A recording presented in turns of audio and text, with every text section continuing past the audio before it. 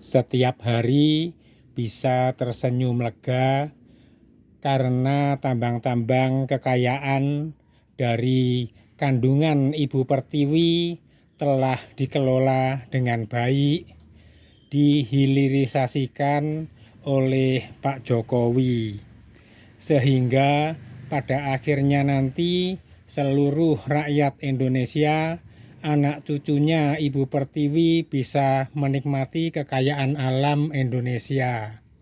Dengan ini perlu sekali digarisbawahi, jangan diceraikan, jangan pisahkan perjodohan antara Ibu Pertiwi dengan Pak Jokowi.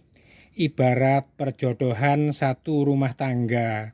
Kalau sampai terjadi perceraian, kehidupan seluruh keluarganya bisa susah, bahkan mengalami kehancuran. Artinya, seluruh rakyat Indonesia akan ketimpa kesusahan besar karena perjodohan antara NKRI dengan Presiden Jokowi sangat cocok sekali dan merupakan anugerah Tuhan untuk seluruh rakyat Indonesia. Maka harus bersyukurlah kita semua. Ini serius loh, perhitungan perjodohannya 100% cocok. Nanti pasti saya bacakan jugalah perhitungan perjodohannya. Maka jangan berani sembarangan memisahkannya. Kita bisa mengetahui dengan jelas dan nyata. Tidak sedikit pasangan suami istri yang sama-sama sarjana telah mengalami gugat cerai. Itu dikarenakan perhitungan perjodohannya tidak cocok. Karena tidak berjodoh, makanya kehidupan rumah tangganya tidak bisa langgeng. Padahal mereka sama-sama terpelajar. Sebaliknya, ada yang hanya mengenyam pendidikan sekolah dasar atau SMP, sekolah menengah pertama saja, tapi kehidupan rumah tangganya rukun, harmonis, bahagia, dan sukses. Tidak pernah saling ngotot adu argumentasi seperti pasangan para sarjana yang pintar-pintar itu tadi. Saya contohkan satu lagi supaya lebih jelas. Ada seorang ibu mempunyai 2 orang anak. Sebut saja si A dan si B.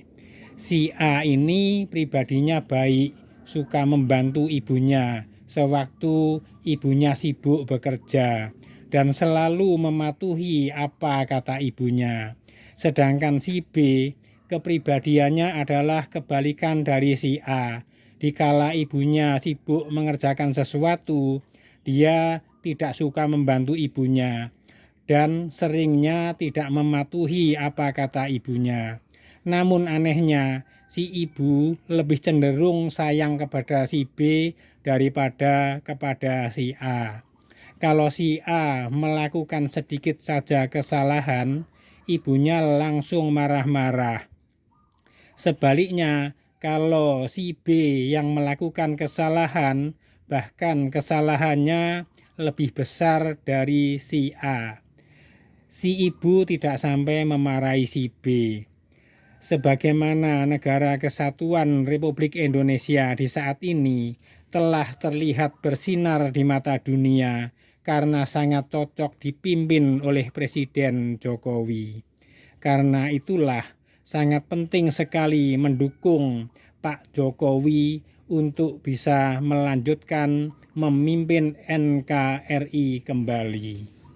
Artinya memimpin 3 kali periode agar negara yang sudah stabil dan terkendali ini bisa terus semakin maju dan berkelanjutan. Sehingga anak cucu generasi bangsa Indonesia pun senang dan bahagia di saat menerima warisan negara Indonesia dalam kondisi yang sangat baik dan maju. Dan akan sangat susah apabila sampai terjadi negara Indonesia ini diwariskan kepada mereka dalam kondisi kacau balau, amburadul, carut marut atau sejenisnya. Ya begitulah kiranya hal ini sangat penting untuk kita pikirkan dengan penuh kehati-hatian. Sebagaimana Pak Mahfud MD pernah mengatakan, ada dalil yang lebih tinggi di atas konstitusi, namanya salus populi suprema lex. Keselamatan rakyat, keselamatan negara itu lebih tinggi kedudukannya dari konstitusi. Kalau perlu konstitusi langgar untuk menyelamatkan negara, itu dalil umum. Jadi tegas Pak Mahfud begini, Pak Jokowi tunduk pada konstitusi, konstitusi tunduk pada rakyat. Kalau rakyat mau, Pak Jokowi akan jadi presiden lagi. Nah, sudah jelas atau belum? Supaya lebih jelas, saya ulang sekali lagi ya. Kalau rakyat mau, Pak Jokowi akan jadi presiden lagi. Kalau saya ya pasti mau Pak Jokowi pancen oye kok. Bagaimana dengan Anda semua sebagai rakyat? Menginginkan Indonesia jaya atau ingin Indonesia gagal jaya?